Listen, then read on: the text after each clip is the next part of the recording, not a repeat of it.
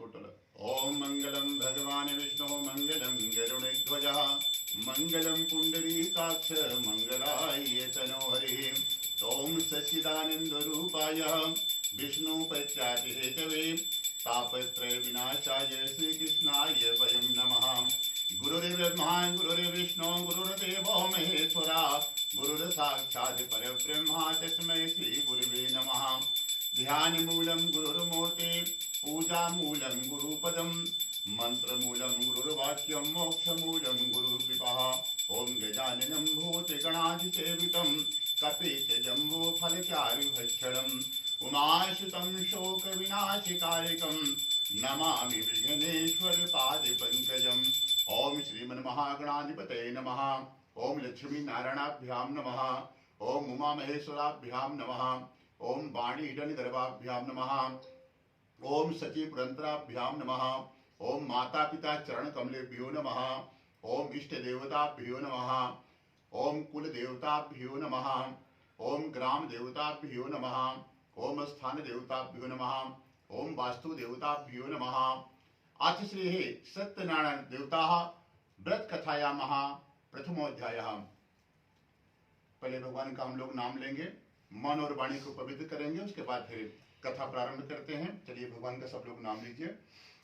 ओम श्रीमन्नारायण नारायण नारायण भजमनि नारायण नारायण नारायण विष्णु नारायण नारायण नारायण राम नारायण नारायण नारायण कृष्ण नारायण नारायण नारायण भजमन नारायण नारायण नारायण। लग रहा है सबको व्रत का ज्यादा असर हो गया, आवाज नहीं आ रही है, थोड़ा सा जोर से लीजिए भगवान का नाम। आज श्री प्रथमोध्याय। एक समय की बात है, नैमिषारण्य तीर्थ स्थान पर सौनक आदि ऋषियों ने 88,000 ऋषियों ने श्री सूत जी भगवान से एक प्रश्न किया कि हे प्रभु, इस कलयुग में वेद विद्या रहित मनुष्यों को भगवान की भक्ति कैसे प्राप्त होगी और मनुष्यों का उद्धार कैसे होगा। हे श्रेष्ठ मुनि, कोई ऐसा उपाय बतलाइए जिससे कि थोड़े ही समय में पूजा पाठ करने से यानी मेहनत कम करना पड़े और पुण्य ज्यादा प्राप्त हो। ऐसा कोई व्रत, कोई अनुष्ठान, कोई पूजा हमको बताइए।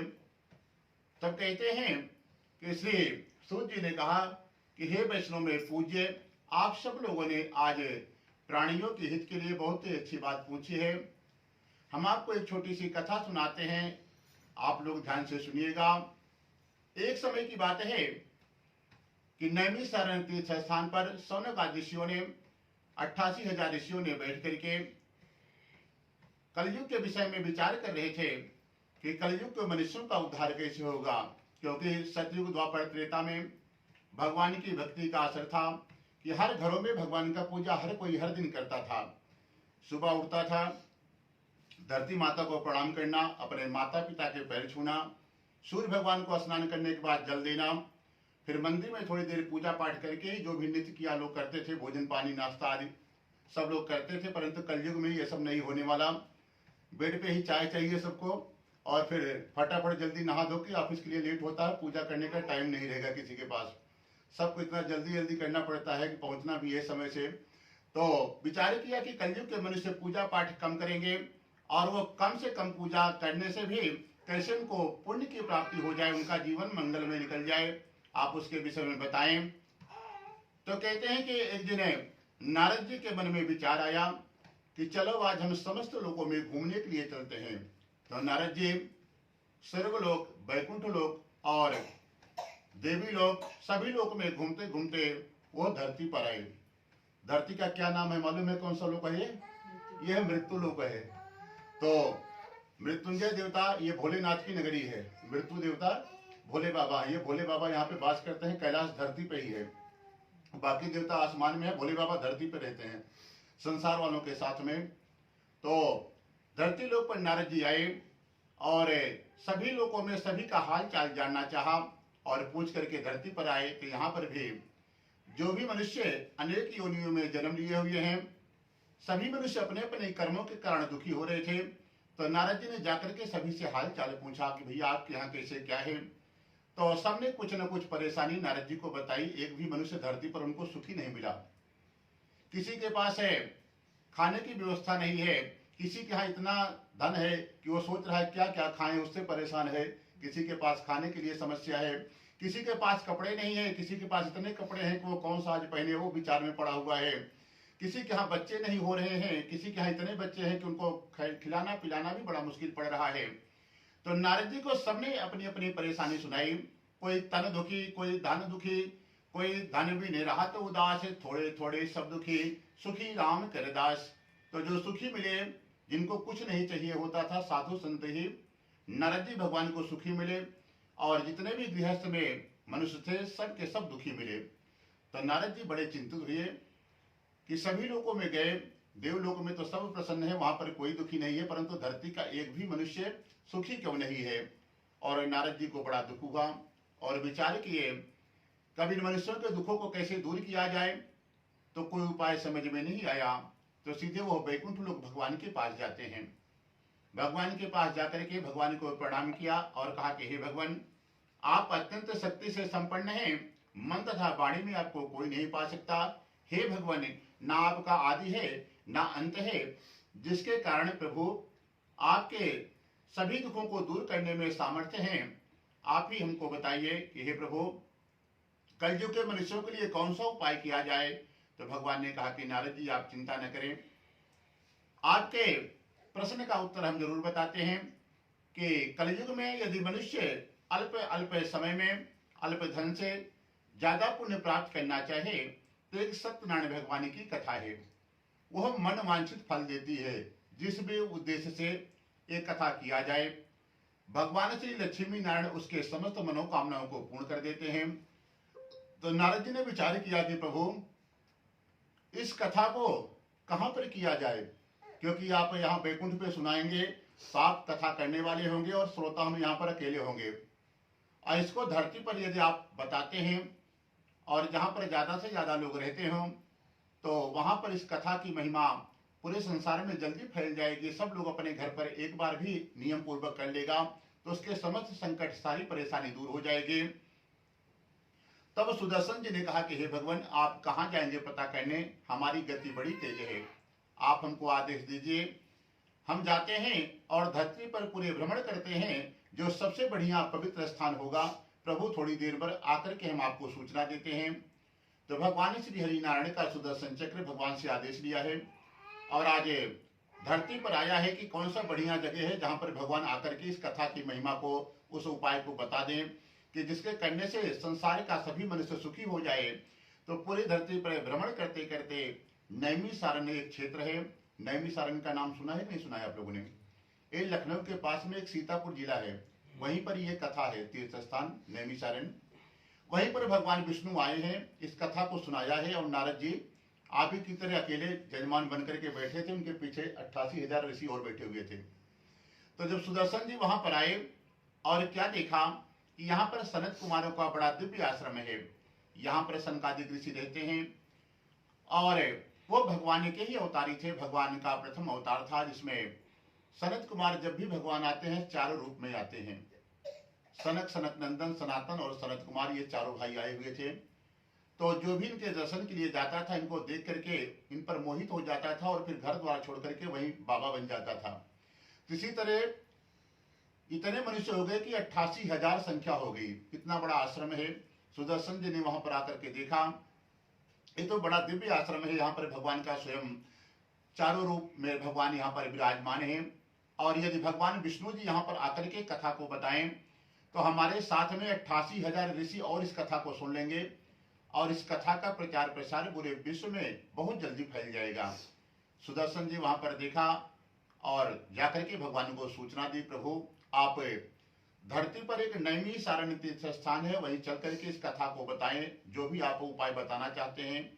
नारद जी ने भी भगवान को प्रार्थना की। अब भगवान नारद जी के साथ है धरती लोक पर पधारे हैं और फिर धरती लोक पर आए तो सभी सनकादिक ऋषियों ने और 88,000 ऋषियों ने सबसे पहले तो भगवान जी का पूजन किया, नारायण का पूजन करके उसके बाद फिर एक बढ़िया सा ऊंचा सिंहासन व्यासासन बनाया गया भगवान को वहां पर विराजमान कराया गया। भगवान जी बैठ गए कथा सुनाने के लिए, और नारद जी आपकी तरह आगे पीताम्बर धारण किए हुए बढ़िया से बैठे हुए हैं भगवान के सामने। तो नारद जी ने भगवान से पहले प्रश्न किया कि हे प्रभु, आप जो बताने जा रहे हैं उपाय, पहले तो उसका नामकरण कर दीजिए कि संसार वाले उसको किस नाम से जानेंगे। तो भगवान ने कहा कि उसका नाम सत्यनारायण व्रत कथा होगा। फिर नारद जी ने प्रश्न किया कि प्रभु, उसमें पूजन सामग्री क्या लगेगी। तो भगवान ने कहा कि पके केले के फल, शक्कर, घी, दूध, दही, गेहूं का चूर्ण लेवे, फल फूल प्रसाद लेवे, और जो भी पकवान घर में बना सकते हैं बढ़िया से बढ़िया आइटम बना करके भगवान के सामने अर्पण करें। फिर नारद जी ने प्रश्न किया कि प्रभु, इसमें क्या विधि होगा, क्या नियम का पालन करना होता है। तो भगवान ने कहा कि इसका नाम सत्यनारायण व्रत कथा है। इसमें व्रत का विशेष महत्व होगा। इसको सुबह से शाम तक आप व्रत रखिए, और शाम के समय अपने भाई बंधु मित्रों जितना लोग को ज्यादा से ज्यादा बुला करके इस कथा को श्रवण करा दें, उतना ही ज्यादा पुण्य प्राप्त होता है। और फिर कहते हैं कि इसका एक नियम और होता है कि आप शाम के समय कथा सुने, जब कथा पूर्ण हो जाए तो ब्राह्मण को भोजन करावें, और फिर जितने लोग आए रहेंगे भोजन की व्यवस्था है तो भोजन कराएं, नहीं तो प्रसाद चरणामृत दे करके सबको, जब प्रसाद चरणामृत मिल जाए तो जो मुख्य यजमान होता है बाद में उसको भोजन प्रसाद ग्रहण करना होता है। और इसका एक नियम और होता है कि जिस दिन आप कथा सुनते हैं, आप जब तक नहीं सोते हैं तब तक भगवान के नाम को लेते रहना होता है। चाहे मन में ही भगवान का स्मरण करते रहें, सीताराम सीताराम का भजन करते रहें। ये जैसा ना हो सके तो घर पर भजन कीर्तन की व्यवस्था कर लें और भगवान का खूब भजन करें, और जब रात हो तो जाकर के सो जाएं। बस खाली जब तक आपको नींद नहीं आए तभी तक यह करना होता है। और इस नियम का इसमें भगवान ने कहा, यह है हमारे मुखार बिंदु से निकली हुई है। इस कथा को जब भी मनुष्य सुनता है उसके सारे पाप धुल जाते हैं। इसका नाम है ज्ञान गंगा। जैसे एक तो गंगा धरती पर हमेशा जल रूप में विराजमान है, भगवान कहते हैं वो हमारे चरणों से निकली हुई है, और ये जो गंगा है वो हमारे मुख से निकली हुई है। इनका नाम है ज्ञान गंगा। वो गंगा से भी ये बड़ी गंगा बताई गई है, पवित्र बताई गई है, क्योंकि वो गंगा में ज्यादा अंदर घुसेंगे तो डूबने का खतरा है, और इस गंगा में आप जितना अंदर जाएंगे उतना ही आनंद आएगा, और इसमें कोई खतरा नहीं है। और ये बड़ी बहन एक प्रकार से बताई गई है दोनों गंगा में, क्योंकि भगवान के हमारे द्वारा स्वयं मुख से निकली हुई है, इसलिए इनका ज्यादा महत्व माना गया है। तो जो भी मनुष्य इस नियम के साथ है भगवान का पूजन करेगा, वह मनुष्य सब प्रकार के सुख भोग करके अंत में हो परम धाम वैकुंठ को जाएगा। और इत श्री सत्यनारायण व्रत कथाया महा प्रथम अध्याय। बोलो सत्यनारायण भगवान की जय। सब लोग भगवान का नाम लीजिए फिर से। ओम श्रीमन्नारायण नारायण नारायण भजमनि नारायण नारायण नारायण विष्णु नारायण नारायण नारायण गोविंद नारायण नारायण नारायण हरि नारायण नारायण नारायण बद्री नारायण नारायण नारायण द्वारिका नारायण नारायण नारायण। बोलो सत्यनारायण भगवान की जय। आप चढ़ा दीजिए सामने, फिर से लीजिए दोबारा। आज है द्वितीय अध्याय। फिर से नहीं, आप लोग लास्ट में डालेंगे। और पहले अध्याय में अभी कथा प्रारंभ नहीं हुई है, पहले कथा का महात्मा नियम बताया गया है पहले अध्याय में। चाहे आप भागवत कथा सुने चाहे राम कथा सुने, पहले दिन खाली महात्मा का अध्याय ही रहता है, किसको किस नियम से करना होता है, क्या विधि है, क्या सामग्री है, और इसका क्या फल प्राप्त होता है। अब कथा प्रारंभ होगी। तो सभी ऋषियों ने कहा कि प्रभु हमको और आगे की कथा बताएं। तो कहते हैं कि पहले जमाने में एक काशीपुरी नगरी है जो हर कोई इंसान जानता है, काशीपुरी। वहां पर एक सतानंद नाम का ब्राह्मण रहता था। ब्राह्मण बड़ा गरीब है, उसके पास रहने के लिए कोई व्यवस्था नहीं है, ना भोजन की व्यवस्था है, ना कुछ कपड़े पहनने की व्यवस्था है, बड़ा गरीब ब्राह्मण है। परंतु नियम का पक्का था, भगवान का भजन खूब करता है और कभी उदास नहीं रहता। उसके पास कुछ भी नहीं है, फिर भी हर हाल में भगवान का भजन करता है और हमेशा खुश रहता है। उसको इस बात का चिंता नहीं है कि हमारे पास घर नहीं है, कि कपड़े नहीं है, कि भोजन की व्यवस्था नहीं है। फिर भी भगवान से कोई शिकायत नहीं करता है। जो है उसी में वो मस्त रहता है। भगवान भी कहते हैं कि जो तुम्हारे पास है उसी में खुश रहिए। तो सतानंद जी के पास बड़ा ही बढ़िया गुण था कि कभी उदास नहीं होते थे, और एक उनके पास विशेष गुण था कि कभी उनको क्रोध नहीं आता था। उनका नियम था कि स्नान ध्यान करके प्रतिदिन 5 घरों में भिक्षा मांगने के लिए जाते थे। भिक्षा मिल गया कुछ तो ठीक है, नहीं मिला तो खाली पेट ही सो जाएंगे, परंतु छठवें घर में कभी भिक्षा मांगने के लिए नहीं जाते थे। मिला तो ठीक है, नहीं मिला तो ठीक है।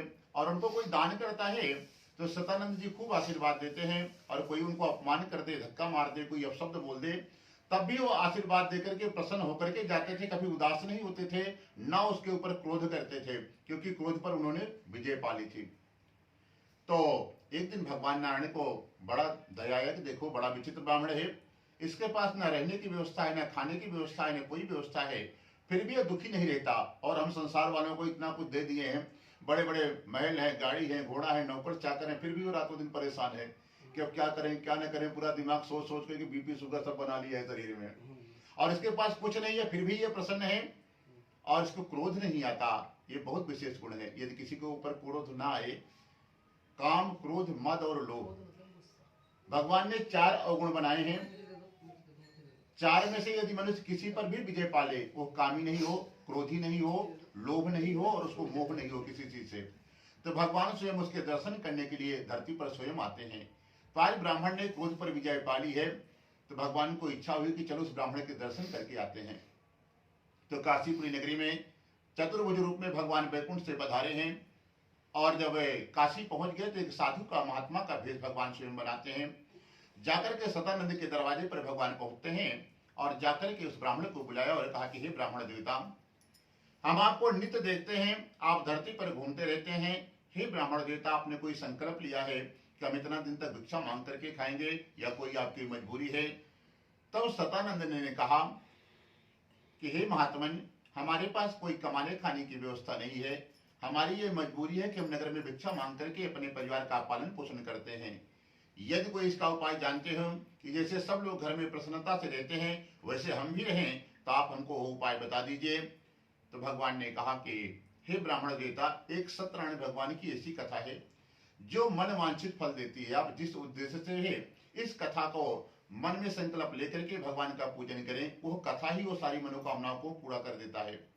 आप उसी को एक बार अपने घर पर पूजन कर लेना। तो ब्राह्मण ने भगवान से पूछा कि क्या विधि क्या नियम है, तो उनको भी वही बताया कि आप सुबह से शाम तक व्रत रखिएगा, शाम के समय अपने भाई बंधु मित्रों को बुलाइए, बुला करके पंच देवताओं का पूजन करें, सत्यनारायण भगवान की कथा का श्रवण कर लेना। जब कथा पूर्ण हो जाए तो ब्राह्मणों को भोजन करा देना, बाकी जितने लोग आए हैं भोजन की व्यवस्था है तो भोजन करा देना, नहीं तो प्रसाद देकर के हाथ जोड़ देना। फिर जब सबको भोजन प्रसाद हो जाए तो बाद में स्वयं ग्रहण करना। और शाम के समय जब आपको, जब तक नहीं सोते हैं, भगवान के नाम को लेते रहना होगा। आप चाहे भगवान का भजन करें, चाहे मन में ही सीताराम का जाप करते रहें। इसी नियम के साथ आप जब भी कर लेंगे, इसमें दिन का भी कोई विशेष महत्व नहीं, आप किसी भी दिन इसको कर सकते हैं। तब तो ब्राह्मण बड़ा प्रसन्न होता है, भगवान को प्रणाम किया और भगवान के सामने ही संकल्प ले लिया कि इस व्रत को अब हम कल ही करेंगे, क्योंकि बहुत दिन से पूरा परिवार हमारा दुखी है, ना हमारे पास रहने की व्यवस्था है, ना खाने की, ना कपड़े की, पूरा परिवार, पत्नी बच्चे सब दुख पा रहे हैं। तो अगर इसको इतना करने मात्र से, एक दिन करने से ही अगले दिन ही यदि मनुष्य सुखी हो जाता है, तो इसको हम कल ही करेंगे। भगवान के सामने ही सतानंद ने संकल्प ले लिया कि हे महात्मन, इसको हम कल ही करेंगे। अब भगवान थोड़ी देर बाद बाहर निकले, अंतर ध्यान हो गए, वैकुंठ चले जाते हैं। पूरा दिन बीता है, शाम का समय हुआ है।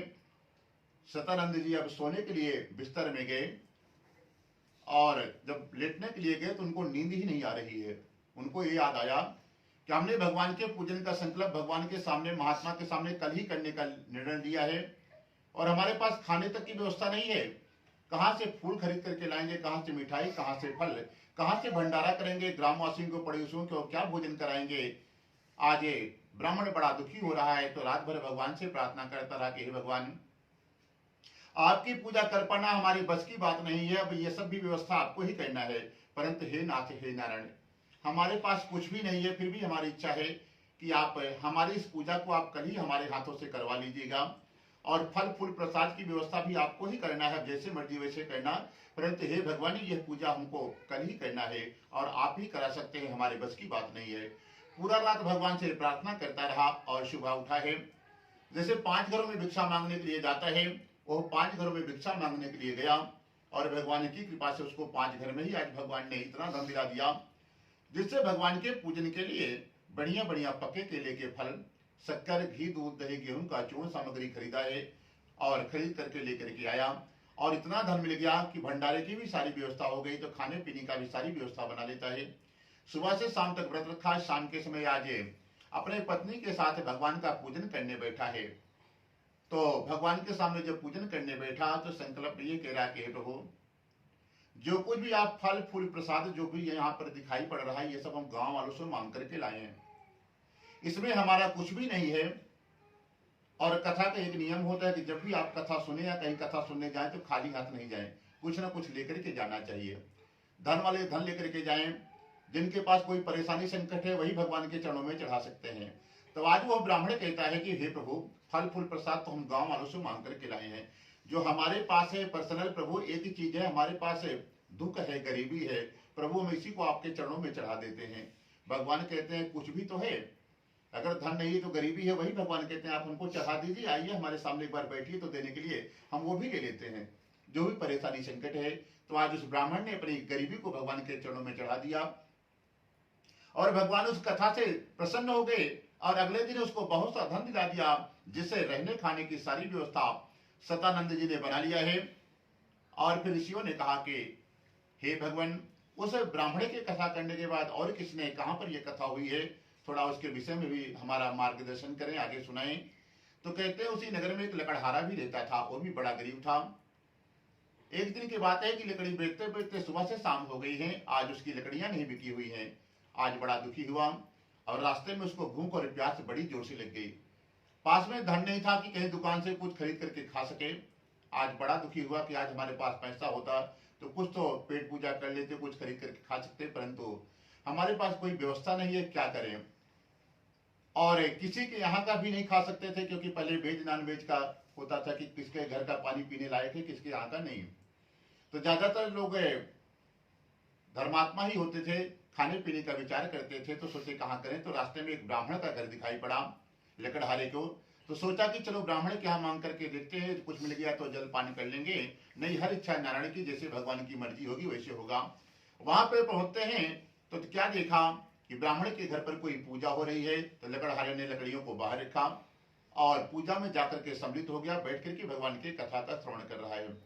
जब कथा पूर्ण हो गई तो ब्राह्मण से पूछता है कि हे ब्राह्मण देवता, ये आप कौन सी पूजा कर रहे हैं और ये पूजा करने से क्या फल मिलता है, कृपया करके आप हमको बताएं। तो कहते हैं ये सत्यनारायण भगवान की कथा है, महान सत्यवान श्री सत्यनारायण भगवान की कथा है, जिसके करने से जो भी मन में इच्छा हो सब मनोकामनाएं पूर्ण हो जाती हैं। पहले में इस नगर का लकड़हारा सबसे गरीब आदमी था, हमारे पास ना रहने की व्यवस्था थी, यहाँ पर एक छोटी सी झोपड़ी थी, बच्चों के पत्नी के ऊपर समसोच पूरा कपड़े भी नहीं रहते थे, फटे पुराने कपड़े पहन करके हम लोग जीवन यापन करते थे। एक बार कोई महात्मा हमारे घर पर आया और इस कथा की महिमा को बता करके चला गया, और हमने पहली बार ही इस कथा को नियम पूर्वक कर लिया और पहली कथा में ही भगवान ने हमको इतना कुछ दे दिया कि आज ये हमारी झोपड़ी महल हो गई। और महल जैसा जो कुछ भी दिखाई पड़ रहा, घर में सुख सुविधा सब भगवान ही। हम हर महीने तब से अपने घर पर एक बार कथा करते हैं और भगवान हर कथा में हमको कुछ न कुछ बढ़ा करके देते हैं, हर बार हमारी संपत्ति धन बढ़ता जा रहा है घर में। जब ये बात सुना तो लकड़हारा कहता है कि हे ब्राह्मण देवता, हमारे घर पर भी गरीबी का निवास है, आप हमको भी पूरा विधि उपाय बता दें, हम भी अपने घर पर कर लें ताकि हमारे यहाँ से भी दरिद्रता चली जाए। तो पूरा उपाय ब्राह्मण से लकड़हारे ने भी पूछा है, पूछ करके वापस घर आया, उसने भी संकल्प लिया किसको हम कल ही करेंगे, और संकल्प लेकर के रात भर सोया, सुबह उठा है। जिस नगर में धनवान लोग रहते हैं ऐसे सुंदर नगर को जाता है और 1 घंटे में ही आज उसकी सारी लकड़ियां बिक जाती हैं। तब तो भगवान को बारंबार प्रणाम करता है कि हे प्रभु, आज आपकी बहुत बड़ी कृपा है, क्योंकि हम इसी नगर में हर दिन लकड़ी बेचने के लिए जाते हैं और सुबह से शाम हो जाती है, कभी कभी तो कोई कुछ नहीं खरीदता, सब अपने से ही व्यवस्था कर लेता है। आज आपकी बहुत बड़ी कृपा है कि 1 घंटे में सारी लकड़ियां बिक गई और प्रतिदिन से 4 गुना ज्यादा धन मिला है, आज लकड़ियों का दाम 4 गुना ज्यादा मिला। तब तो भगवान को बारंबार प्रणाम करता है और भगवान की पूजन की सामग्रियों को बढ़िया बढ़िया पके केले के फल, शक्कर, घी, दूध, दही, गेहूं का चूर्ण आदि सामग्री को लाया है, लाकर से सुबह से शाम तक व्रत रखा। शाम के समय अपने भाई बंधु मित्रों को सबको बुलाया है और बुलाकर के भगवान की कथा का आयोजन रखा है। और कथा जब कर रहा था तो उसने भी भगवान से यही प्रार्थना किया कि हे प्रभु, जैसे आपने उस ब्राह्मण के सारे संकट को, गरीबी को ग्रहण कर लिया है, वैसे हमारे घर पर भी गरीबी का निवास हो गया है। प्रभु, हमारी गरीबी को भी हरण कर लीजिए। प्रभु, हम आपके चरणों में चढ़ाते हैं। और भगवान के सामने उसने भी अपनी गरीबी को भगवान को चढ़ा दिया है।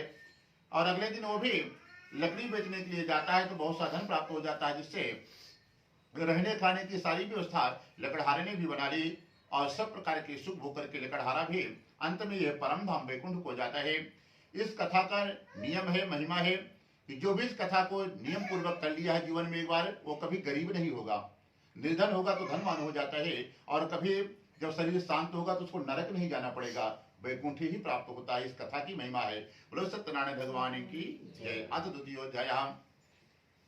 ओम श्रीमन्नारायण नारायण नारायण भजमनि नारायण नारायण नारायण विष्णु नारायण नारायण नारायण गोविंद नारायण नारायण नारायण राम नारायण नारायण नारायण कृष्ण नारायण नारायण नारायण। बोलो सत्यनारायण भगवान की जय। अब चढ़ा दीजिए सामने के चलिए। आधे तृतीय अध्याय और तीसरे अध्याय में पूछते हैं कि हमको और आगे की कथा सुनाए। कहते हैं, पहले जमाने में एक उल्कामुख नाम का बुद्धिमान राजा है। राजा बड़ा ही धर्मात्मा है। उसकी पत्नी भी कमल के समान मुख वाली सती और साध्वी है। एक समय का बात है कि राजा के मन में विचार आया, और राजा बड़ा ही धर्मात्मा है। उसका नियम था कि हर दिन सुबह उठता है, स्नान ध्यान करके जो अपने घर में भगवान का मंदिर बनाया है। राजा के पास हजारों नौकर थे, जो एक राजा के पास होना चाहिए, सारी व्यवस्था राजा के पास है। फिर भी भगवान की सेवा कभी नौकरों से नहीं कराता था। भगवान के लिए दिया धोना है, फूल चढ़ाना है, सफाई करना है मंदिर का, चाहे राजा करे चाहे रानी करे, उसमें नौकरों की सेवा नहीं लेता था। अपने सेवा के लिए उनको जो भी सेवा लेता था लेता था। तो प्रतिदिन भगवान का सेवन करता, उसके बाद फिर सेवा नैवेद्य लगा करके आसपास जो मंदिर है, राजा का नियम था कि सभी मंदिरों में प्रतिदिन आया जाया करता था और जाकर के भगवान का पूजन अभिषेक करवाता।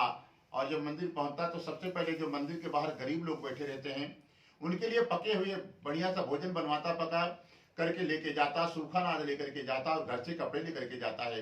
पहले गरीबों की सेवा भरपूर करता था। बाहर जितने लोग गरीब रहते थे उनको भोजन करा करके, सूखा अनाज बांट करके, जिनके पास फटे पुराने कपड़े होते थे उनको नए नए कपड़े दान करता है। उसके बाद मंदिर में जाता, भगवान का पूजन अभिषेक करवाता और ब्राह्मणों को बिना मांगे इतना धन देता था, सब लोग खूब प्रसन्न रहते थे।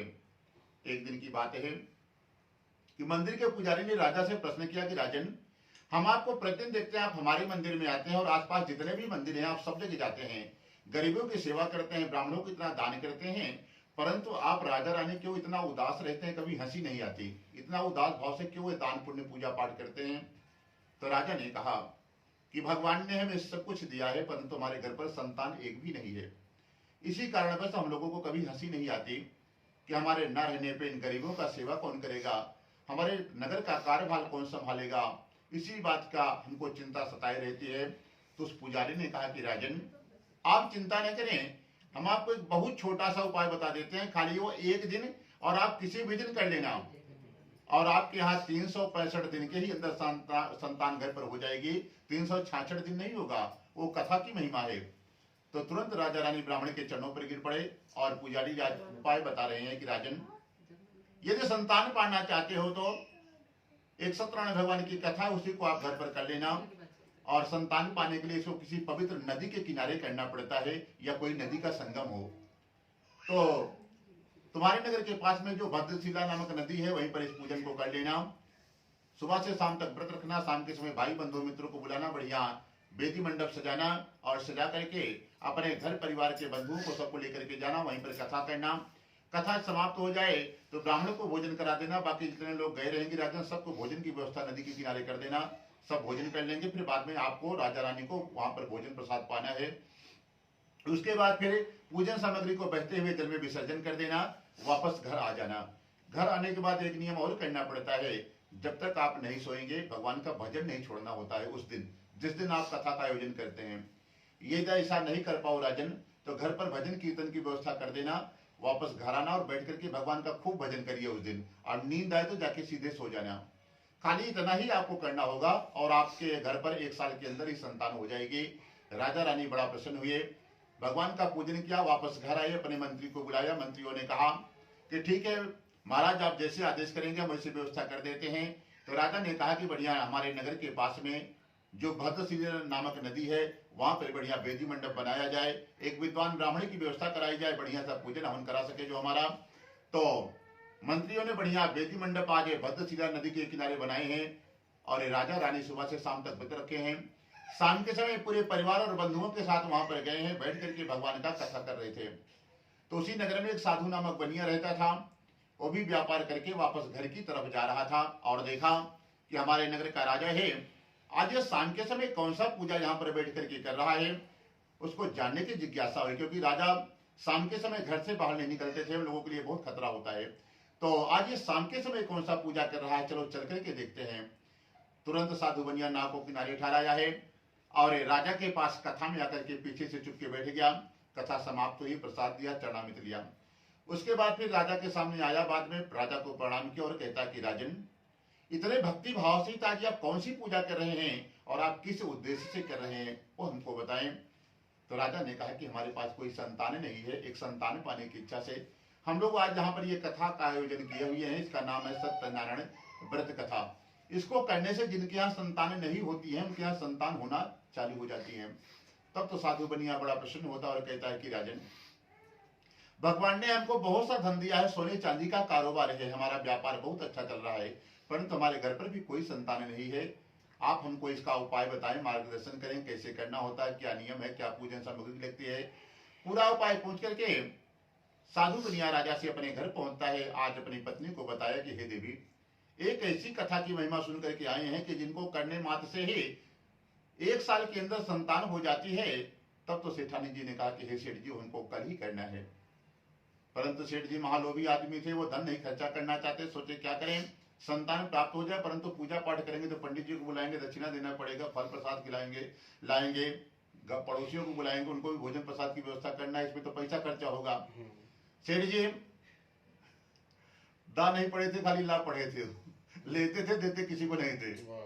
अब सेठ जी बड़े चक्कर में फंस गए कि लगता है पूजा करना ही पड़ेगा। तो सेठ जी ने थोड़ी देर विचार किया, तो सेठ जी के समझ में आया कि भगवान ने रामावतार में एक घोषणा कर दी थी कि निर्मल मन जन सो मोहि पावा, मोहि कपड़ छल छिद्र न भावा। निर्मल मन से आप हमारे सामने बैठ जाइए और 2 आंख के आंसू चढ़ा दीजिए। पत्रम पुष्पम फलम तोयम।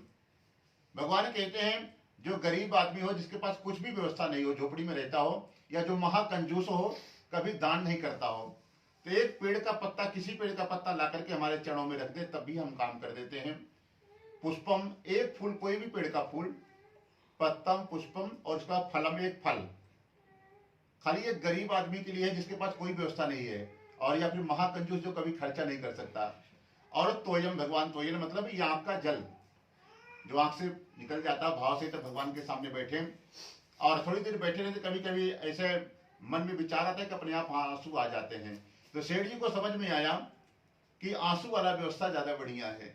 तो सेठ जी ने कहा कि हे देवी, चलो नगर में बगल में ही भगवान विष्णु का मंदिर है, वहीं चलते हैं, भगवान से प्रार्थना करते हैं, जरूर भगवान हमारी सुनेंगे। आज अपनी पत्नी को लिया, बगल में भगवान के मंदिर पहुंच गया और संतान का इतना दुख हुआ कि आज हमारे घर में संतान नहीं है, और उसे भाव में खो गया तो उसकी आंख से आंसू आ गया। भगवान के चौखट पर गिर पड़ा और बाहर से सेठ जी पूजा करके वापस घर आ गए। धीरे धीरे समय बीतता गया, राजा के घर पर पुत्र का जन्म हुआ, सेठ जी के यहाँ कन्या का जन्म हुआ। तब सेठ जी ने, उनकी पत्नी कहती है कि हे सेठ जी, अब हमारा परिवार आगे बढ़ गया, वंश बढ़ गया, संतान हो गई है, अब आप पूजा कर लीजिए। तब सेठ जी कहते हैं अब तो काम हो गया, अब क्या जरूरत है पैसा खर्चा करने का। परंतु पत्नी का विरोध भी नहीं करने की हिम्मत थी सेठ जी के पास, उसको मना भी कर दें, डायरेक्ट मना कर देंगे तो लड़ाई होगी घर में। फिर सेठ जी ने कहा कि देवी जरूर करेंगे। फिर सेठ जी ने बाहर निकले, फिर उपाय समझ में आ गया। फिर घर के अंदर आए, सेठ जी से अपने देवी जी से कहा कि हे देवी, हमारे परिवार की बहुत पुरानी परंपरा है कि जब बच्चों का विवाह होता है तो उस समय घर पर सत्यनारायण भगवान की कथा उसके पहले करना ही करना पड़ता है। उसके बाद ही विवाह का कार्य संपन्न किया जाता है। तो अभी बच्चों की शादी पहले 5 साल से 10 साल के अंदर ही हो जाती थी। सेठ जी ने कहा कि हे देवी देखो, न तुम अभी इतनी बूढ़ी हुई हो, ना हम इतने बूढ़े हुए हैं कि अभी संसार छोड़ करके जाना है, और 5 साल बाद बच्चों की शादी करनी ही है, उसमें कथा करना ही पड़ेगा। तो एक काम करो, चलो हम लोग भगवान से मंदिर में क्षमा मांग के आ जाते हैं कि प्रभु इस बार क्षमा कर देना, बुढ़ापे में संतान हुई है, जितनी हमारी बहनें आई हैं कुछ न कुछ उनको देना पड़ेगा, नगर के सेठ साहूकार है उनको खिलाना पिलाना पड़ेगा, कुछ दान गिफ्ट देना पड़ेगा, इसी में हमारा धन बहुत खर्चा हो जाएगा। यदि पूजा का आयोजन करते हैं तो इसमें अलग से तैयारी करनी पड़ेगी। और मंदिर जाता है, अपनी पत्नी को लिया, क्षमा मांग करके वापस आ गया, भगवान ने क्षमा कर दिया। अब सेठ जी व्यापार करने के लिए चले गए, वापस 5 साल बाद आए तो क्या देखा कि आज सेठ जी की बेटी कलावती बाहर बैठ करके घर के दरवाजे पर अपना कुछ खेल रही थी अपन सहेलियों के साथ में बैठ करके। और सेठ जी ने देखा कि अब इसका विवाह करना चाहिए। तुरंत एक दूत को बुलाया और आदेश दिया कि हमारी बेटी के लिए कोई सुएग वर ढूंढ करके लाइए। और सेठ जी के दूतों ने घूमते घूमते कांचनपुर नामक नगर था, जो आज हम लोग कलकत्ता के नाम से जानते हैं, वहां पर सेठ जी के दूत पहुंचते हैं। वहां पर देखा एक बड़ा ही सुंदर बड़ी पुत्र है। उस लड़के को देख करके प्रसन्न भाव से उस लड़के को साधु बनिया के पास लाया गया। सेठ जी को भी लड़का बड़ा पसंद आया। सेठ जी ने आज बड़े धूमधाम से अपने बेटी का विवाह किया, जिसमें बढ़िया बढ़िया टेंट हाउस लगा दिए, हजारों प्रकार के काउंटर खाने पीने की व्यवस्था कर दी और धूमधाम से शादी किया। तब भगवान नाराज हो गए। देखो इस बनिया को अपना जलवा दिखाने के लिए, जो महाकंजूस आदमी होता है ना, पूजा पाठ में कंजूस हो जाएगा कि हमारे पास कुछ नहीं है, लेकिन बच्चों का विवाह करना है तो उसमें जलवा दिखाना है कि सबसे बड़े आदमी इस नगर के, 5 स्टार होटल में शादी करना, उसमें चाहे करोड़ों चली जाए कोई दिक्कत नहीं है, परंतु धर्म काम में धन खर्चा करने में बहुत दिक्कत होता है। तो आज भगवान दुखी हो गए, साधु बनिया को श्राप दे दिया कि जा आज के बाद तुम्हें दारुण दुख प्राप्त मिलेगा, क्योंकि हमने तुमसे नहीं कहा था कि तुम हमारी पूजा करो, तुमने ही हमको वचन दिया था कि हम तुम्हारी पूजा करेंगे, और पूजा नहीं करोगे तुमको जितना लेट करोगे उतना ज्यादा दुख मिलेगा। इसलिए भगवान श्राप देकर के चले गए। उधर शादी का कार्य संपन्न हुआ। तो एक दिन अपने जमाई को साधु बनिया बुलाया और कहा कि बेटा देखो, शादी में तो बहुत धन खर्चा हो गया, जो जोश में हम देख नहीं पाए कितना पैसा लग रहा है, अब सारा खर्चा हो गया है, अब फिर से कैसे कमाया जाए, चलो हम लोग फिर से व्यापार को प्रारंभ करते हैं। अपने जमाई को बुलाया है, नाम में सोना चांदी रखा है और आप व्यापार करने के लिए साधु बनिया कहाँ पहुंचता है, रत्नपुर नगर, जो आज हम लोग रत्नागिरी के नाम से जानते हैं। वहां के उस समय राजा थे चंद्रकेतु, उनके नगर में साधु बनिया व्यापार करने लगा। 2-4 दिन अच्छे से बीता है। अब भगवान की इच्छा हुई, बनिया को श्राप तो दे दिए हैं, इसको फलीभूत भी करना है। तो भगवान ने क्या किया, राजा के घर पर चोरी करा दी। राजा का धन चुरा करके चोर भाग रहे थे और पीछे से सिपाहियों को भी भगवान ने खबर कर दिया तुम्हारे राजा के यहाँ चोरी हुई है। अब चोर को पकड़ने के लिए सिपाही लोग दौड़े हैं और चोरों को मालूम हो गया कि अब धन लेकर के हम नहीं भाग पाएंगे, धन लेकर के भागते हैं तो पकड़े जाएंगे, अब क्या करें। तो सोचा कि कहीं धन को छिपा देते हैं। तो राजा को छिपाने के कहीं जगह नहीं मिला, तो साधु बनिया ही उसी नगर में रात के समय सो रहा था, उसी की नाव खड़ी थी। चोरों ने समझा कि खाली नाव पड़ी है, इसी में राजा का धन छिपा करके भाग जाते हैं, पहले जान बचाते हैं, फिर सुबह करके धन ले लेंगे। जैसे धन छोड़ करके साधु बनिया की नाव में चोरों ने भागा है, पीछे से सिपाही आ गए और सिपाहियों ने देखा कि ये कौन सा हमारे नगर में 2 नया आदमी आ गया है, ये तो हमारे नगर का लग नहीं रहा है। तो एक ने कहा लगता है कहीं यही दोनों तो चोर नहीं है, क्योंकि अभी आगे आगे ही भाग रहे थे। तो एक ने कहा पहले हम तलाशी लेते हैं, यदि राजा का धन मिल गया समझ लो यही दोनों चोर हैं, नहीं तो कोई और होगा। तो जैसे तलाशी लिया, चोरों ने सारा धन छोड़ करके वहां गए थे, सारा धन प्राप्त हो गया। तुरंत साधु बनिया को उनके जमाई को बंदी बनाया गया है, बंदी बना करके राजा के पास लाया गया। राजा से पूछा गया कि सिपाहियों ने कहा कि राजन यही दोनों चोर हैं, आपके यहाँ चोरी किए थे, क्योंकि आपका सारा धन इनके नाम में मिल गया है। और साधु बनिया आज बार बार सफाई दे रहा है कि हमने चोरी नहीं किया है, हमको खुद नहीं मालूम है कि कहां से आपका धन हमारी नाव में आ गया है, परंतु भगवान का श्राप है, भगवान को फलीभूत करना था, उसकी बात कोई नहीं सुनी जा रही है। और भगवान के श्राप के कारण उसको साधु बनिया को राजा ने कहा कि इसको कठिन से कठिन कारावास में डाल दिया जाए और इसका सारा धन छीन लिया जाए। क्यों लगता है कोई समुद्री चोर है, खाली सोने चांदी का ही चोरी करता है, इसको छोड़ देंगे तो और किसी के घर में जाके चोरी करेगा, इसको तुरंत बंदी बनाया जाए। और अगले दिन क्या हुआ, साधु बनिया जो घर पर रख करके आया सोना चांदी, उसके घर पर भी चोरी हो जाती है और खाने तक का अनाज चोरों ने कुछ नहीं छोड़ा, घर पर गरीबी का निवास हो गया। क्योंकि लक्ष्मी किसकी है मालूम है, लक्ष्मी सिर्फ नारायण की है।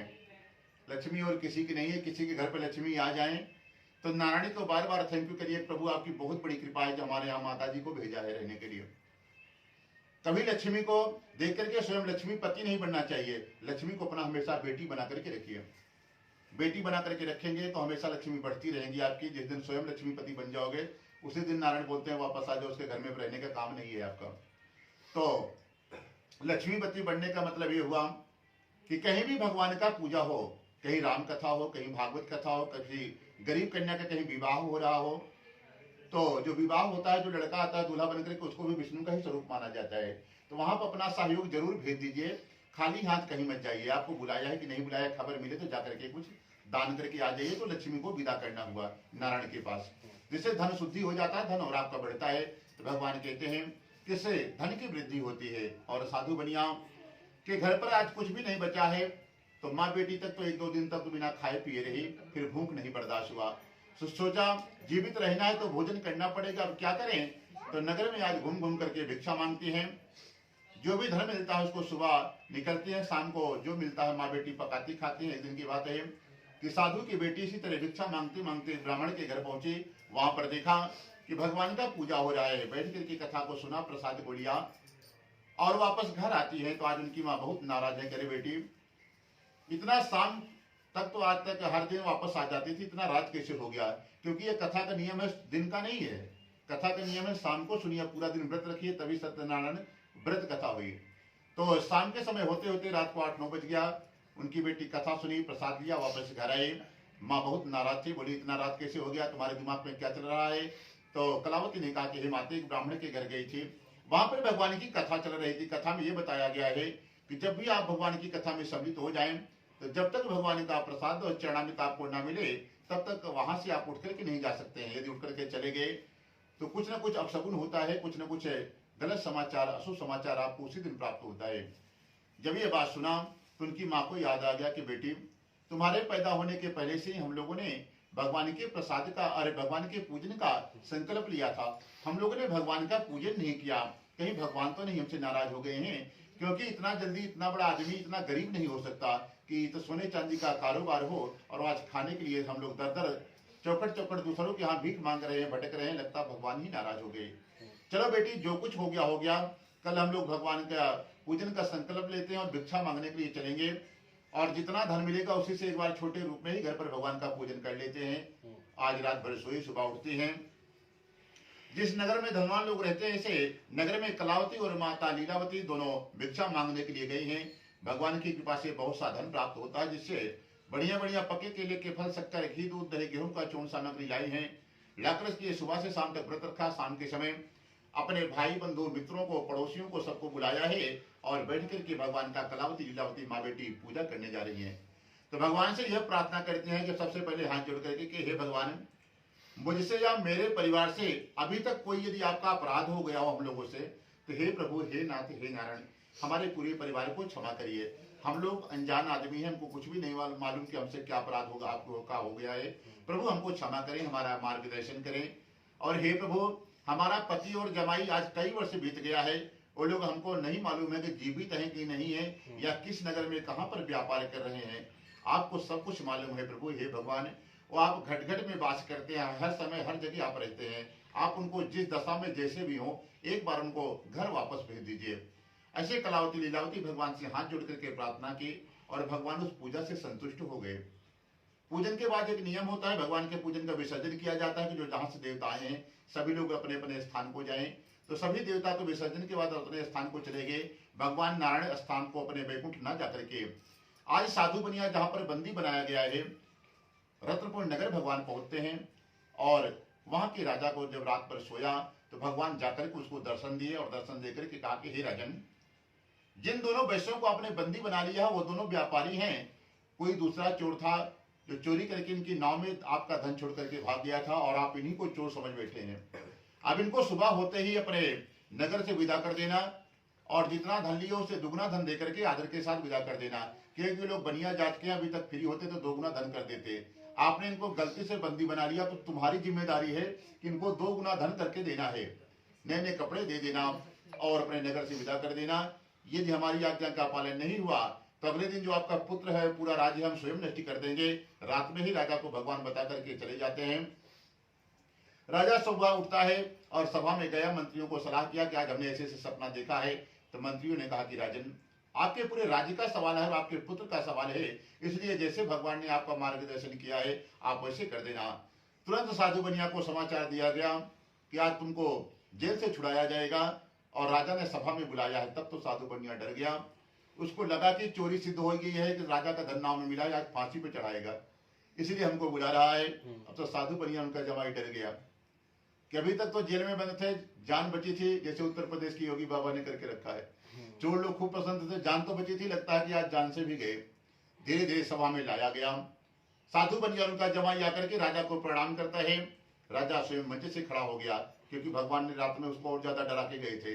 हाथ जोड़ करके कहता कि हे महान भावों, भावी में तुम्हें इतना दुख प्राप्त हुआ था, अब हमारी तरफ से अभी से आपको कोई भय नहीं है।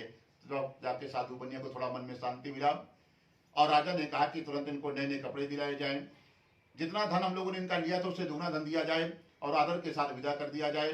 और दोनों वैश्यों को राजा ने धन दिलाया, नए नए कपड़े दिए और अपने नगर से विदा कर देते हैं। बोलो सत्यनारायण भगवान की जय।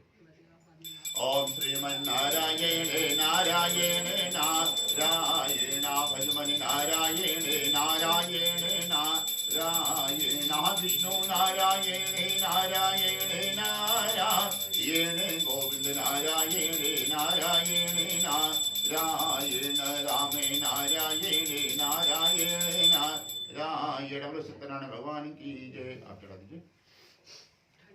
श्री चतुर्थोध्याय। और भगवान जब प्रसन्न हो जाए तो बिना व्यापार के धन को दोगुना कर देते हैं, जब नाराज हो जाए तो जो रहता है वो भी सब चला जाता है। तो आज भगवान प्रसन्न हो गए, सेठ जी को व्यापार भी नहीं करना पड़ा, जेल में बंद थे, फिर भी धन दोगुना भगवान ने कर दिया। और किसी को जब फ्री का धन मिल जाए तो थोड़ा सा गर्मी चढ़ जाती है उनको, और कहीं ससुराल का या कहीं ननिहाल का मिल जाए फ्री का तो अलग गर्मी रहती है। फ्री में होता ही होता है, धन में तो वैसे भी गर्मी होती है। तो भगवान ने दिला दिया। भगवान की एक दिन इच्छा हुई, साधु बनिया को जेल से छुड़ा दिया है, धन भी दोगुना दिला दी है, उसके दिमाग में चल क्या रहा है तो इसका परीक्षा लेते हैं। तो भगवान ने क्या किया कि ब्राह्मण का भेष बनाया, फटा पुराना एकदम कपड़ा पहन लिया, हाथ में दंडी ले लिया, एकदम बूढ़ा आदमी बन गए और एकदम शरीर को सुखा लिया कि लगता है इनको कई महीनों से भोजन नहीं मिला है।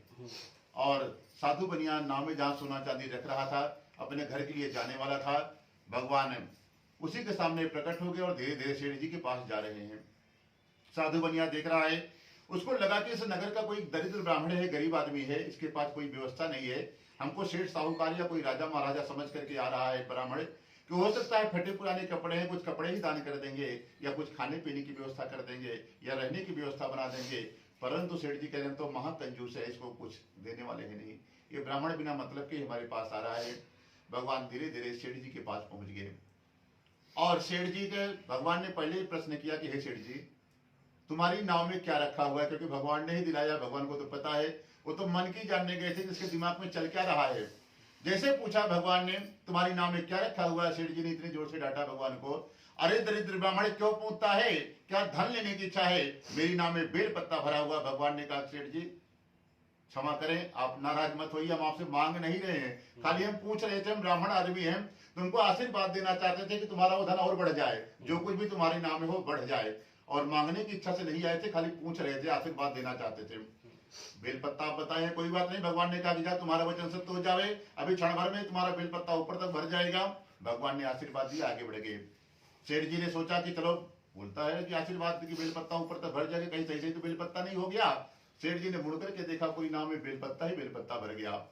सेठ जी अचानक धड़ाम से जमीन पर गिर पड़े, उनको कई घंटों तक होश नहीं आया। जब होश आया तो साथ में उनका जमाई था, वो कहता है ससुर जी आप शोक न करें, लगता है कोई साधारण ब्राह्मण नहीं है, कोई सिद्ध महापुरुष या भगवान आपकी परीक्षा ले रहे हैं, आप जाइए उनके पैर पकड़िए, उनसे क्षमा याचना मांगिए, नहीं तो जितना धन आपने क्षण में अभी गंवा दिया है, कई जन्म लग जाएंगे तब भी इतना सोना चांदी आप नहीं कमा पाओगे। और फिर साधु बनिया उठा है, हाथ जोड़ करके भगवान के जड़ों में जाकर के लेट गया और त्राहिमाम करके भगवान से क्षमा मांग रहा कि हे प्रभु, हे नाथ, हे नारायण, आज हमसे बहुत बड़ा अपराध बन गया। भगवान ने कहा कि भैया हमसे काहे क्षमा मांग रहे हैं, हम तो नाराज भी नहीं है।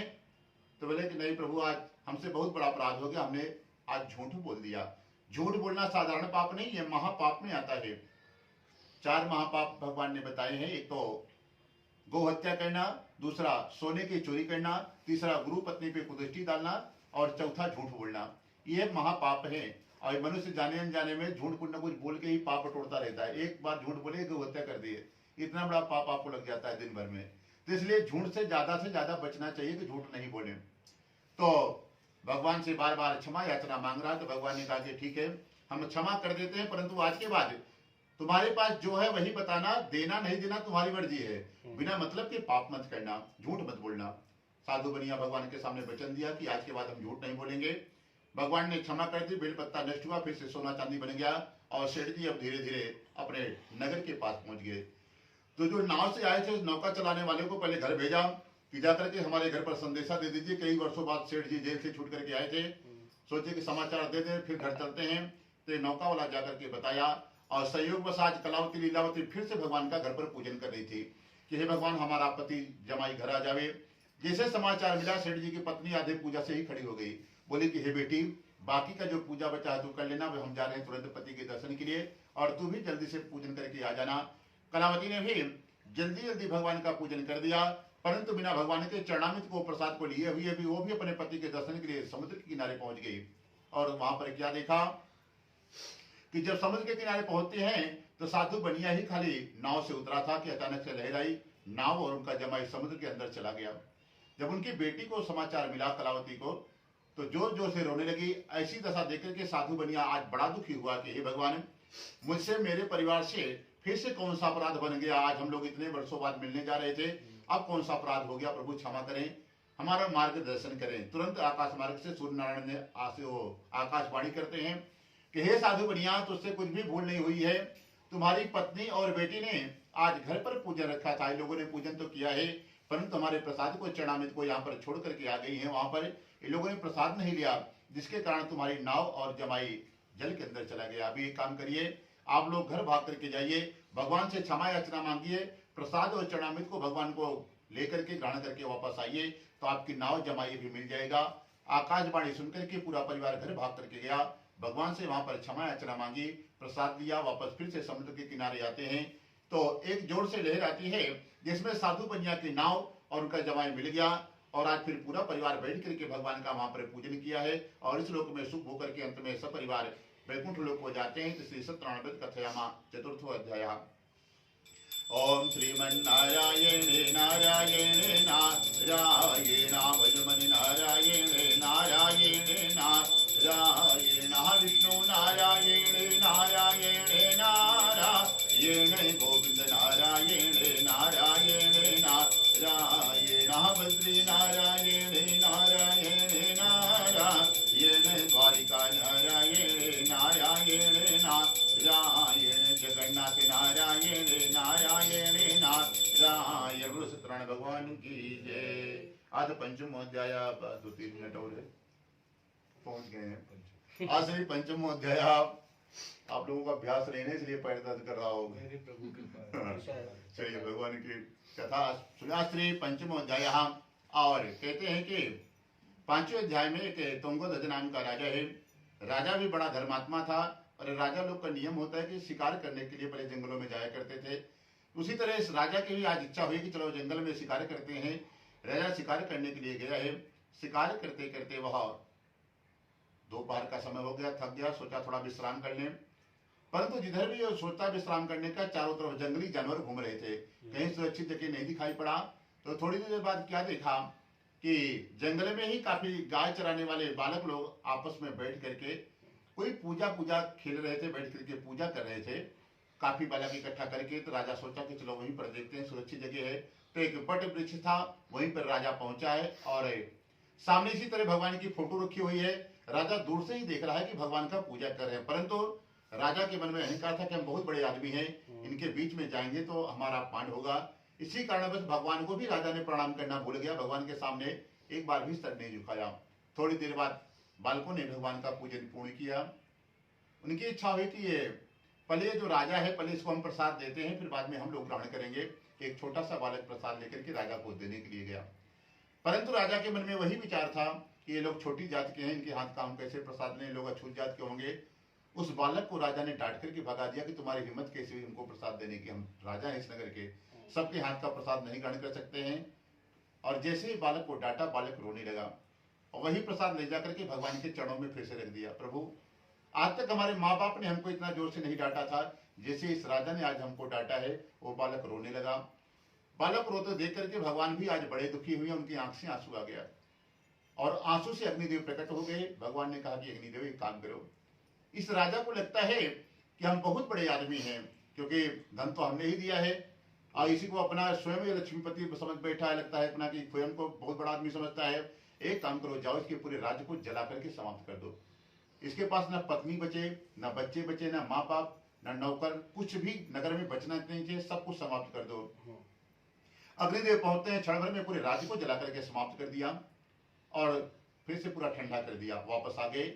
और थोड़ी देर बाद राजा जो अपने घर पहुंचता है तो देखता है कि हमारा नगर कहाँ चला गया, यहीं से अभी थोड़ी देर हम पहले गए थे, हमारी पत्नी थी, बच्चे थे, माँ बाप थे, नौकर चाकर थे, सब समाप्त हो गया। तब राजा समझ गया कि लगता है जो हमने भगवान के प्रसाद का अपमान कर दिया, भगवान के भक्तों का अपमान कर दिया, इसी कारणवश भगवान ने ही हमारे साथ ऐसा कर दिया। क्योंकि ऐसा आग लगती हो तो अभी तक धुआं निकलता होता, कहीं अग्नि जलती होती, इतना जल्दी शांत नहीं होता। वो भगवान की माया समझ गया। भाग करके राजा फिर जंगल की तरफ जाता है, जहां पर बालक लोग पूजन कर रहे थे। बालकों से सबसे क्षमा याचना मांगी राजा, भगवान से क्षमा याचना मांगी, प्रसाद मांग करके खाया, वापस फिर आया। तो जैसे था भगवान ने फिर विश्वकर्मा भगवान को भेज दिया और सारा राज्य का निर्माण कर दिया। पत्नी बच्चे माँ बाप सब प्राप्त हो गए। फिर राजा सुख शांति से नगर पर रहते लगता है।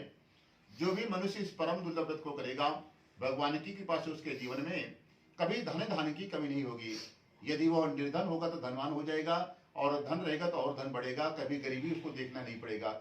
जो भी इस नियम के साथ भगवान की कथा को करेगा और किसी बंधन में फंसा होता तो बंधन मुक्त हो जाता है, निर्भय हो जाता है। और जिनके घरों में संतानें नहीं होती हैं, संतान होने लगती हैं। और कहते हैं जो भी इन्होंने इस कथा को जो भी मनुष्य किया उसके दूसरे जन्म की थोड़ी कथा हमको बताएं। कहते हैं जो काशी में सतानंद ब्राह्मण था, भगवान का पूजन करता था, 5 घरों में भिक्षा मांगता था, वही दूसरे जन्म में सुदामा जी बने हैं। और उस जन्म में भी भगवान की कृपा से उनके घर पर गरीबी है, न रहने की कोई व्यवस्था, न खाने की व्यवस्था है, फिर भी वो अगले जन्म में भगवान कृष्ण की परम भक्ति करके वो भी परम धाम वैकुंठ को जाते हैं। और कहते हैं जो उल्कामुख नाम का राजा था, जो एक संतान पाने के लिए पूजा कर रहा था, वो कौन बना है? कहते हैं वही दूसरे जन्म में राजा दशरथ बनते हैं और भगवान स्वयं जाकर के उसके 4 पुत्रों का सुख उनके घर में प्रदान करते हैं और वो भी रंगनाथ भगवान का पूजन करके वैकुंठ को जाते हैं। अभी रंगनाथ भगवान का पूजन मोदी जी करने आए थे, आपने देखा होगा। राम मंदिर उद्घाटन के पहले एक दिन आए थे। तो ये रंगनाथ भगवान कौन है मालूम है? रामेश्वरम। हाँ, वो एक रंगनाथ का मंदिर यहाँ पर भी है। क्या नाम है? मैसूर के थोड़ा सा 2-3 किलोमीटर पहले रंगनाथ, श्रीरंगपट्टनम में। हाँ, तो रंगनाथ भगवान स्वयं भगवान राम ही हैं। धरती की उत्पत्ति करने के पहले शत्रुपा मनु को भगवान ने भेजा कि आप चलिए सृष्टि की उत्पत्ति करिए, आगे परिवार बढ़ाइए। तो लोगों ने कहा कि प्रभु बिना हम आपके बगैर एक क्षण भी धरती पर नहीं रह पाएंगे, तुमको चलना ही होगा तभी हम चलेंगे। तो भगवान आने के लिए मना कर दिया। तो इन लोगों ने 36,000 साल शत्रुपा मनु ने तपस्या किया। तो भगवान तो नहीं आए। भगवान ने कहा कि हम आपके परिवार में आएंगे, 29वीं पीढ़ी में आएंगे। अभी ये हमारी मूर्ति है रंगनाथ स्वामी का, तो उसी में मूर्ति और मंदिर बना करके राम जी ने कहा कि हम ही है साक्षात, इनको ले जाइए अयोध्या में विराजमान करिए और इन्हीं का पूजन करिए, हम वहां पर आपके साथ हैं। सबसे पहली नगरी अयोध्या ही है, उसके पहले कोई धरती पे जगह नहीं था, ना कोई मनुष्य था। संसार की पहली नगरी अयोध्या है, उसी से पूरा विश्व है, उन्हीं के सब बच्चे हैं राम जी के। तो वही रंगनाथ स्वामी का मोदी जी ने एक दिन पहले पूजन किया, फिर बाद में राम जी का पूजन किया। तो नियम है पहले रंगनाथ जी का पूजन करिए फिर राम जी का दर्शन करिए। भगवान राम की ही मूर्ति है वो। और ये दक्षिण भारत आई कैसे? राम ने रावण का युद्ध जीत लिया था, तो लास्ट में एक यज्ञ किया था, तो सब लोग आए थे, तो विभीषण भी आया था। तो राम जी सबको पूछ रहे थे, भैया आप लोगों ने हमारा साथ दिया तो आपको क्या चाहिए, क्या चाहिए? तो सबने जो मांगा सबने सब कुछ दिया है। जामवंत जी ने कहा कि प्रभु हम आपसे युद्ध करना चाहते हैं, हमारे हाथ में खुजली हो रही है। तो उन्होंने कहा कि अभी हम भगवान है, आपके गुरु है, ये सब है, हम नहीं लड़ सकते, अगले जन्म में कृष्ण अवतार में आएंगे तो 2-2 हाथ करेंगे आपसे। तो जामवंती के शादी के पहले 28 दिन तक युद्ध किए हैं भगवान कृष्ण और जामवंत जी, तब जाके कृष्ण की शादी हुई है जामवंती के साथ में। तो उनको वो दिया था। और उसके बाद फिर विभीषण जी ने कहा कि प्रभु लंका पर आपने विजय पाई है, हम आपके बगैर नहीं रह पाएंगे, आप चलिए लंका में राज करिए। तो राम जी ने कहा भैया देखो हम तो अब नहीं चल सकते हैं, यहाँ का कार्यभार संभालना है। जो हमारी ये मूर्ति है रंगनाथ स्वामी की, यही हम आपको देते हैं, या हम ही साथ चाहते हैं, दूसरा कोई नहीं है। इसी को ले जाकर के सिंहासन में बैठा करके आप राज करिए। तो बताया था कि बीच में रखना मत। कुछ समस्या उनके साथ बैठी, भगवान नहीं जाना चाहते थे, वो आकर के दक्षिण भारत में उसको रख दिए, फिर दोबारा उठा नहीं पाए और यहीं पर दक्षिण भारत में वो विराजमान हो गई। वो राम ही साक्षात थे। तो यहाँ तक आइए, प्रेम प्रभु सब तो ठीक है। उसके बाद कहते हैं कि साधु बनिया का क्या हुआ, और कहते हैं साधु बनिया का क्या हुआ। तो साधु बनिया कहते हैं कि प्रभु जब से भगवान का वो दर्शन कर लिया था, तभी से वो धर्मात्मा हो गया था, सारी कंजूसी छोड़ दिया था। कोई गरीब ब्राह्मण, कोई साधु संत मिल जाए तो बिना दक्षिणा दिए पैर छुए आशीर्वाद लेकर के ही आगे बढ़ता था। और अपने घर पर सतचंडी, रुद्रचंडी, भागवत, राम कथा इतना पुण्य कर लिया था कि अगले जन्म में राजा बना। क्योंकि कर्म का ही फल भगवान देते हैं। कर्मण्ये वाधिकारस्ते मां फलेषु कदाचन। बार बार अर्जुन को भगवान ने यही बताया कि हम खाली कर्म का फल देते हैं, आपका कर्म ही आपको फल देता है, बाकी हम किसी को अलग से कुछ नहीं देते हैं। आप जैसा कर्म किए हैं और जैसा कर्म कर रहे हैं उसी का फल आपको मिलना है। तो साधु बनिया इतना पुण्य कर लिया था कि वो राजा बना। राजा कहाँ, मगध का राजा बनता है। और भगवान की इच्छा हुई, कृष्ण अवतार में आए थे कि इसका परीक्षा लिया जाए कि ये दान पुण्य पूजा पाठ करता है कि फिर से कंजूसी कर रहा है। तो एक ने अपने मित्र अर्जुन को बुलाया, अर्जुन को शेर बनाया और स्वयं ब्राह्मण के भेष में मिले थे, ब्राह्मण बनकर के पहुंच गए उनके नगर में भिक्षा मांगने के लिए। तो भिक्षा में राजा का नियम था कि जो भी ब्राह्मण साधु हमारे घर पर आ जाए उसको इतना दान किया जाए कि 1 साल तक किसी के हम मांगने की जरूरत नहीं पड़े। खूब सोना चांदी खाने पीने का सामान आया, परंतु ये तो भगवान थे, बोले ये सब हमको नहीं चाहिए, आपने राजा को बुलाइए। राजा को समाचार मिला कि कोई आपके दरवाजे पर आया, साथ में शेर लेकर के आया है। तब तो राजा समझ गया मोरध्वज की कोई ब्राह्मण तो शेर लेकर के घूमेगा नहीं, कोई दिव्य महापुरुष होगा। भाग करके आया और भगवान के चरणों में लेट गया और कहता कि प्रभु आप क्या चाहिए, आप आदेश करिए। तो भगवान ने कहा कि भाई जो मांगेगे वो देना पड़ेगा। वचन दिया कि जरूर देंगे। तो क्या मांगते हैं भगवान कि राजन जो तुम्हारे पास एक बेटा है उसी को हमारा शेर खाना चाहता है, आप पति पत्नी आरे से काट करके दोगे और खाली दाहिना भाग शेर हमारा खाएगा। भगवान कह रहे हैं राजा मोरध्वज से। और कहते हैं कि एक नियम और होगा, ना आपकी पत्नी की आंख में आंसू आना चाहिए, ना आपकी आंख में आंसू आए, ना आपके बच्चे की आंख में आंसू आए। किसी को दुखी भाव से नहीं दान करना है। दान का नियम होता है, कुछ आप दान दे रहे हैं तो उसके प्रति आपको मोह नहीं होना चाहिए। तो कहते हैं कि आपको आंख में आंसू नहीं आना चाहिए। राजा डर गया कि क्या भगवान मांग लिए, परंतु उसको याद था कि पूर्व जन्म में हमने भगवान को वचन दिया था कि वो सामान है तो हम ब्राह्मण साधु को कभी खाली हाथ आज के बाद वापस नहीं जाने देंगे। अपने बेटे को बुलाया, पत्नी को बुलाया, नगर से आरा मंगाया। आरे से ही अपने बच्चों को काट रहा था, जैसे थोड़ा शरीर कटा, बच्चे की आंख में आंसू आ गई। भगवान देख लिए। भगवान ने कहा कि अब नहीं राजन, हम दान नहीं ले सकते हैं। हमने पहले से ही आपको बता दिया था कि यदि किसी की आंख में आंसू आ जाएगा तो हम दान नहीं लेंगे, वापस जा रहे हैं भगवान। तब छोटा सा बालक हाथ जोड़ करके खड़ा हो गया, कहता कि हे भगवान, हे ब्राह्मण देवता, हमको इस शरीर से कोई मोह नहीं है। आज नहीं कल परसों 70 साल 60 साल 80 साल 100 साल में शरीर शांत होगा। और ये मिट्टी से शरीर बना हुआ है, पंच महाभूतों से बना हुआ है। और हमारे घर वाले हमको पड़ोसी नहीं जलाने आएंगे, हमारा बेटा नाती पोता ही जला करके हमको फिर से मिट्टी में मिला देगा। इसलिए शरीर से हमको कोई मोह नहीं है। हमको तो इस बात का दुख था, खाली आपने दाहिना भाग मांगा था, बायां भाग हमारा व्यर्थ में चला जाएगा। इसलिए ये पूरा शरीर आप दान में ले लेते तो पूरा शरीर हमारा अमर हो जाता कि हमने अपने पूरे शरीर को किसी ब्राह्मण को दान दिया है। तब भगवान को दया आ गई। इसी तरह चतुर्भुज रूप में शंख चक्र गदा लेकर के भगवान प्रकट हो गए और जो शरीर कटा था भगवान ने आशीर्वाद दिया, पूरा शरीर जुड़ जाता है। और भगवान ने कहा कि हम भगवान हैं, तुम्हारी परीक्षा लेने के लिए आए थे, अब बस करिए, जो कुछ हो गया हो गया। अब वरदान मांगिए, हमने ऐसी कठिन परीक्षा आज तक किसी भक्त की नहीं ली और आज तुम्हारी ली राजन, तुम पास हो गए। आप जो मांगोगे सब कुछ देंगे, पूरी धरती का राजा बनना है या स्वर्ग चाहिए, आपको क्या चाहिए आप आदेश करिए। तब राजा हाथ जोड़ करके कहता है कि आप भले भगवान हैं, यहाँ के राजा हम हैं और आप हमारे यहाँ ब्राह्मण बन करके आए थे। हमारा नियम है कि हम ब्राह्मणों से कुछ नहीं लेते, खाली ब्राह्मणों को दान करते हैं। तो भगवान ने कहा कि राजन कुछ तो लेना पड़ेगा, नहीं हमारा अपमान हो जाएगा, संसार वाले हंसी उड़ाएंगे। तो भगवान के सामने हाथ जोड़ करके कहता है कि प्रभु हम आपका अपमान नहीं करना चाहते, यदि आप देना चाहते तो यही दे दीजिए कि आज के बाद जो भी आपका भक्त होगा इसी कठिन परीक्षा कभी किसी की नहीं लोगे, सहजता से उसको आशीर्वाद दोगे, उसके ऊपर कृपा बना करके रखोगे। भगवान ने वचन दिया कि आज के बाद जो भी हमारा भक्त होगा कभी उसको हम दुखी नहीं करेंगे, सहजता से उसको हम आशीर्वाद प्रदान करते रहेंगे। और भगवान ने परीक्षा से एक वरदान दिया कि राजन तूने इतनी कठिन परीक्षा दी है आरे से, तो जा तुम्हारे इस क्षेत्र का नाम जहां पर परीक्षा दिया है इसका नाम ही आरा रख देते हैं। बिहार का एक क्षेत्र उसी दिन से आज तक उसको आरा ही सब लोग कहते हैं। बोलो सत्यनारायण भगवान की जय।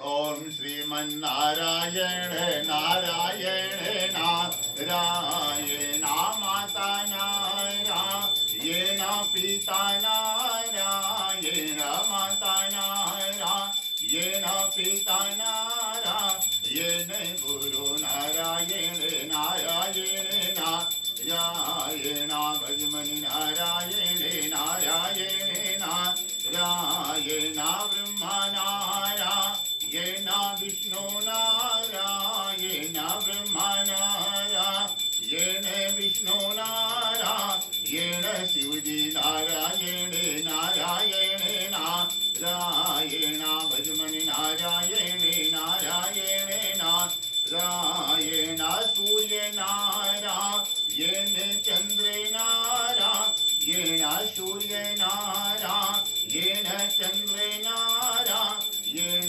तारे नारायण नारायण नारायण भजमनि नारायण नारायण नारायण नारायण महानारायण नारायण महानारायण जहाँ देखो वहाँ नारायण नारायण भजमनि नारायण नारायण नारायण मुझ में नारायण तुझ में नारायण मुझ में नारायण तुझ में नारायण सब में नारायण नारायण नारायण भजमनि नारायण नारायण नारायण। बंद करिए। बोलो सत्यनारायण भगवान की जय। बोलो आज के आनंद की जय। ओम पूर्णः पूर्णमिदं पूर्णस्य पूर्णमुदच्यते पूर्णस्य पूर्णमादाय पूर्णमेवावशिष्यते। ओम जगेन जगमहि चन्द्रदेवस्तानि धर्माणि कृतवानाशन्नः तेनाकं महिमाना सचन्ति यत्पूर्वे साध्यासन्त देवाः। बोलो सत्यनारायण भगवान की जय। बोलो आज के आनंद की जय।